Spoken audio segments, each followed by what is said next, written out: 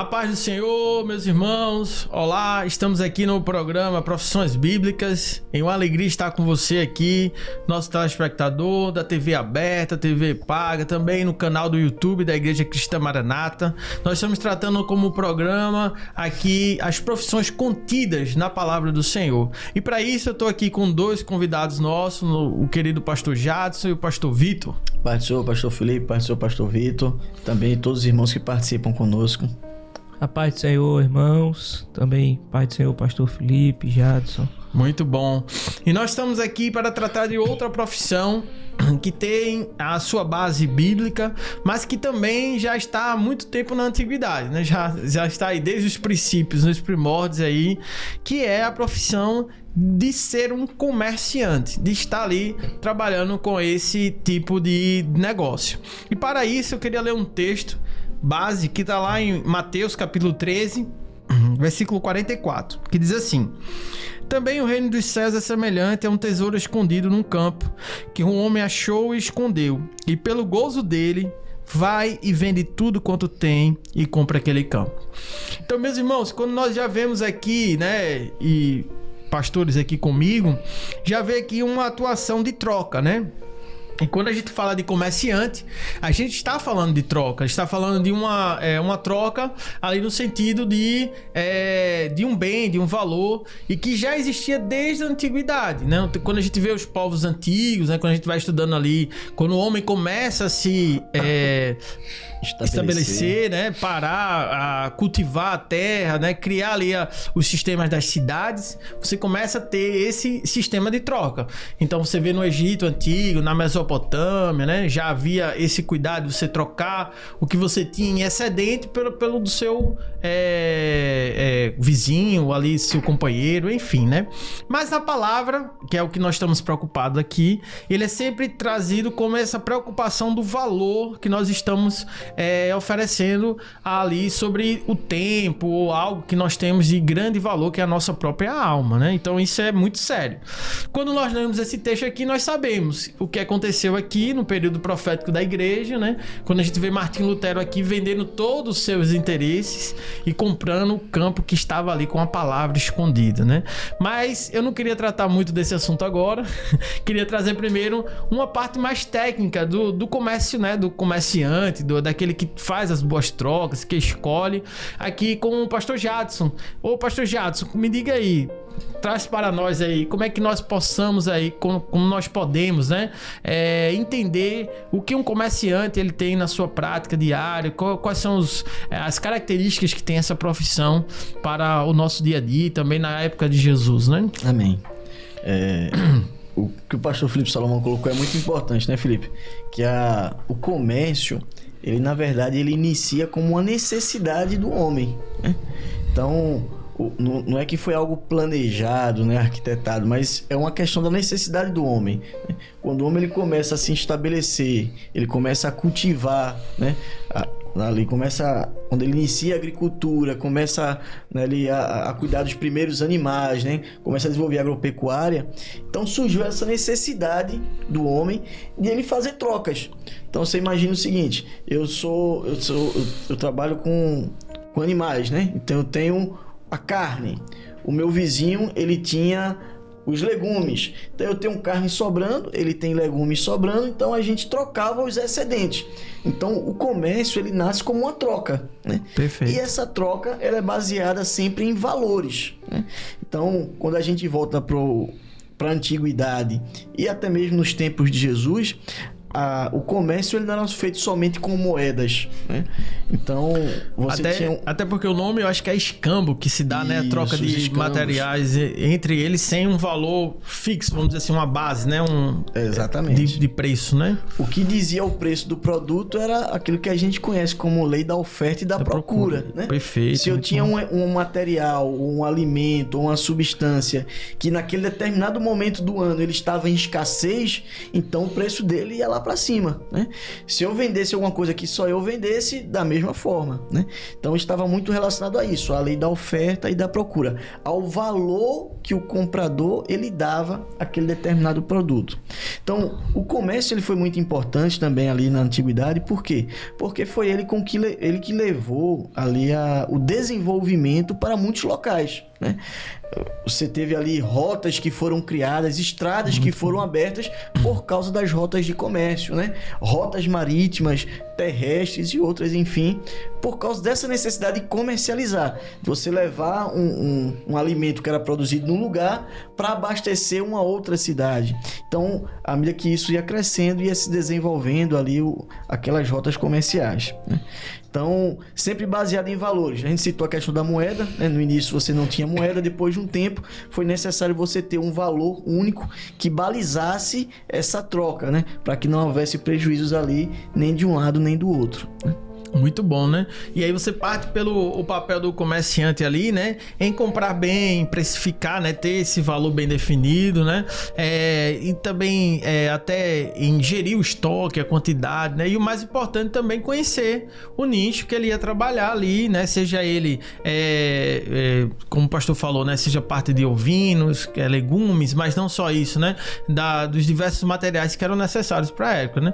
E a gente vê essa questão bem clara, meus irmãos, quando a gente olha o sonho de José, né, pastor Jadson? Quando a gente vê ali que há uma profecia das 7 vagas gordas, 7 vacas magras, as 7 espigas, em que há um período de escassez. Então havia realmente períodos que havia a falta de determinados alimentos, né, que era a necessidade básica da época, vamos colocar assim, né?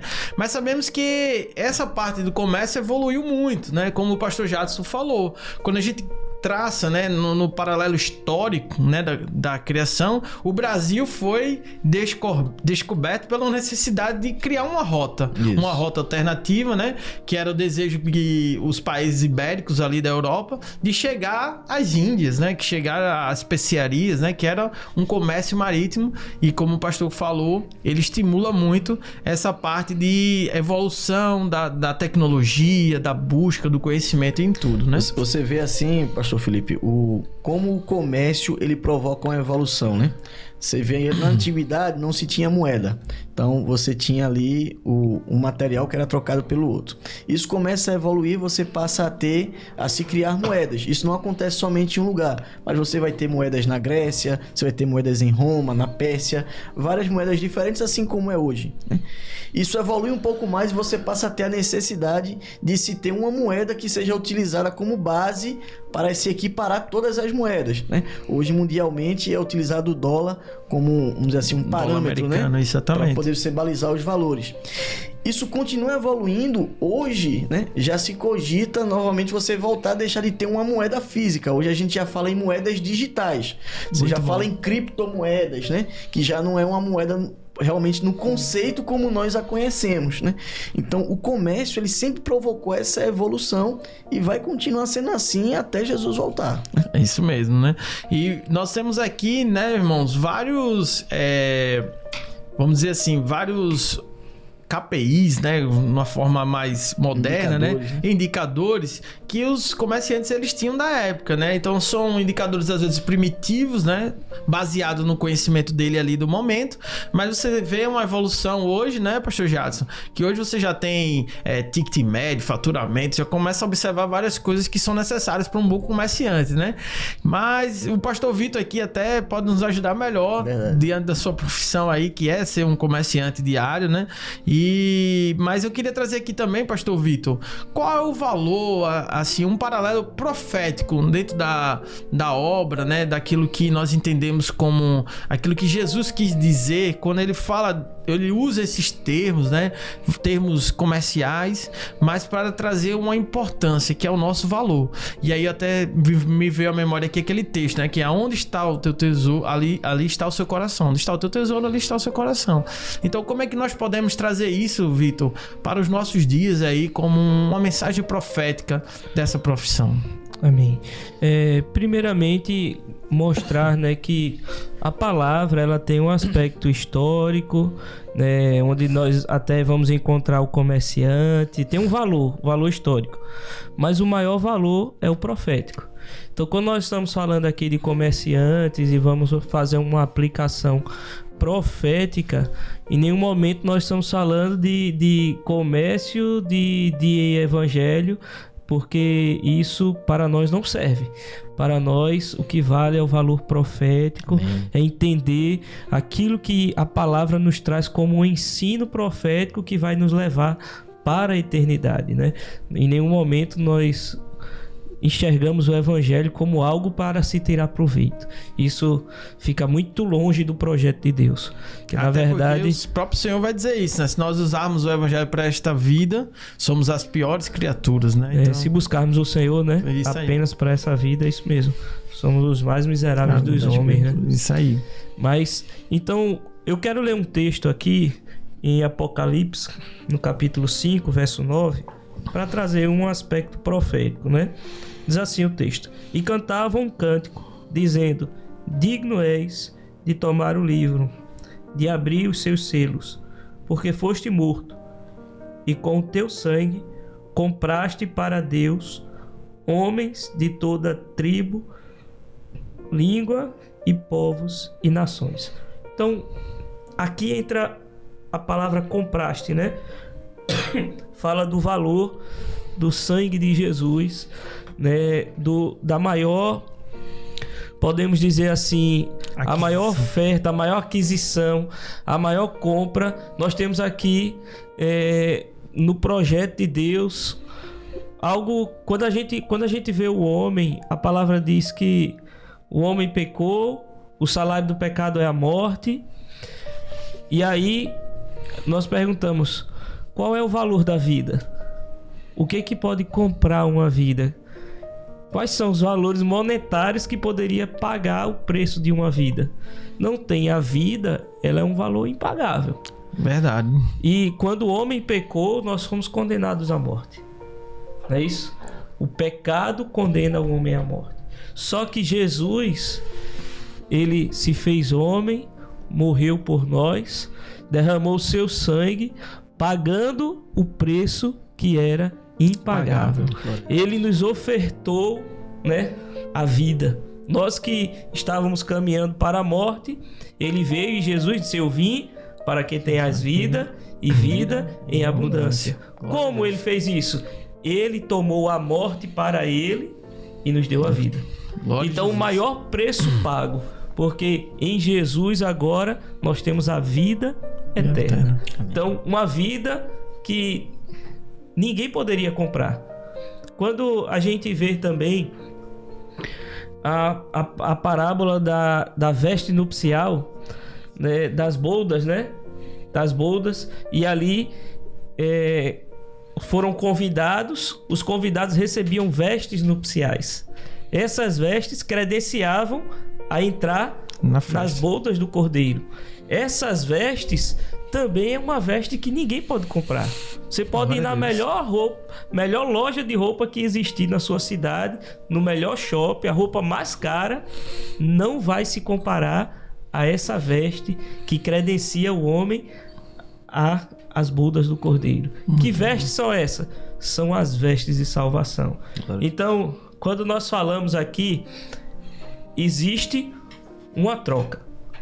A venda, né, o comércio, ele é baseado numa troca, não é isso? Sim. Foi isso que nós falamos aqui inicialmente. E o que aconteceu? Qual foi a troca que foi feita? Jesus nos deu a vida e tomou a morte. A gente lembra do rei Ezequias, quando ele teve uma enfermidade mortal, foi curado, ele diz assim: eis que foi para a minha paz que estive eu em grande amargura. Tu, porém, tão amorosamente abraçaste a minha alma e tomaste para trás de ti, levaste nas tuas costas os meus pecados. Ou seja, Jesus levou os pecados, ele estava acometido de uma enfermidade mortal, o Senhor levou a morte e deu a ele a vida.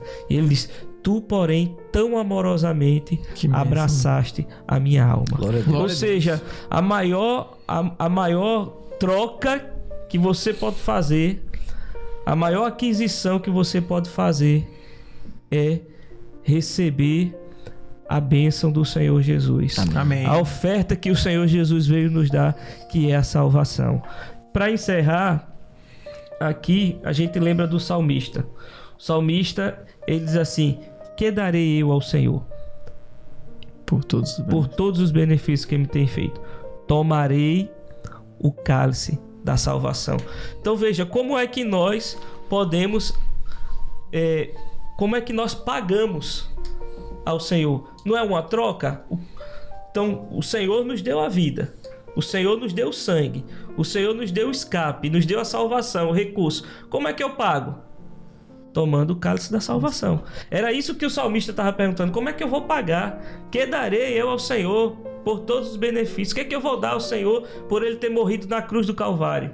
O que é que eu vou dar ao Senhor por ele ter me resgatado? A única coisa que nós podemos fazer é tomar o cálice da salvação. É você fazer aquilo que Jesus disse: quem quiser vir após mim, negue-se a si mesmo, tome a sua cruz e siga-me. É dessa forma que nós vamos pagar, tomando o cálice da salvação. Muito bom, né? Muito bom. E o pastor Vitor abordou aí de uma forma bem ampla e bem sincera aí essa parte da troca do comerciante, né? E eu queria até deixar um pouquinho aqui também, né? Quando Isaías, ele fala isso, né? Qual é o preço, né? Vinde todos que têm sede, vinde as águas, né? Que não tendes dinheiro. Ele frisa isso, essa questão do valor, né? Não tem dinheiro. Vinde comprar e comer. Vinde e comprar sem dinheiro e sem preço, vinho e leite, né? Então, realmente não há um preço que se pague, porque, como o pastor colocou aí, ele já foi pago na cruz do Calvário. Ele afasta aqui no projeto de salvação toda a questão monetária, né? Exato. Vinde e comprai, né? Sem dinheiro e sem preço, vinho e leite, não é isso? Isso aí. Vinde e comprai. Comprai com o quê? Com a nossa vida, entregando a nossa vida ao Senhor, tomando o cálice da salvação. É isso aí. E é importante você entender, meu irmão, que a parte do comerciante é importante. O comércio tem o seu valor, mas a salvação, os valores eternos, eles não são negociáveis. Eles são valores eternos, né? E é essa busca que nós temos que ter diante a um Deus tão maravilhoso que nos entregou uma salvação tão pura, né? Ô Salomão, e o maior exemplo bíblico disso que você acabou de falar, o próprio Jesus utiliza uma moeda, né? Que é a base do comércio, né? Quando ele pega uma moeda romana, ele diz assim: ó, de quem é essa F de inscrição? Isso é de César. Então dá a César o que é de César e a Deus aquilo que é de Deus. Ou seja, aquilo que é dessa vida é bom para esta vida, mas como o pastor Vitor falou, os valores da eternidade não se compram com as coisas desta vida. Muito bom. Um aspecto, eu sei que a gente já tá no fim, Tá estourado. tá estourado no tempo, mas um aspecto é o seguinte: tudo que você adquirir de material, ele vai perder valor, ele se deprecia. Mas tudo que você adquirir da eternidade, ele gera mais valor para a sua vida. Amém. Glória a Deus. As coisas da eternidade, elas não envelhecem, elas não ficam para trás. Um exemplo é a palavra: céus e terras passarão, mas a minha palavra permanecerá. E o ladrão não rouba, né? O ladrão não rouba, não mina. Ou seja, se você quiser adquirir alguma coisa, adquira as coisas espirituais. Amém. Muito bom, né? Meus irmãos, o assunto é grande, né? Falar sobre comércio aqui vai dar... Vamos falar no próximo programa e até para você aqui continuar conosco aqui. A gente vai abordar ainda alguns aspectos do comércio que são importantes, né? Então continua conosco no próximo programa pra gente tratar com isso, né? Mas eu queria deixar aqui meus agradecimentos ao pastor Jadson e ao pastor Vitor. Amém, amém. Deus Estarem abençoe. conosco, e você também continue, siga lá na playlist do YouTube, na Igreja Cristã Maranata, e até logo, a paz do Senhor Jesus.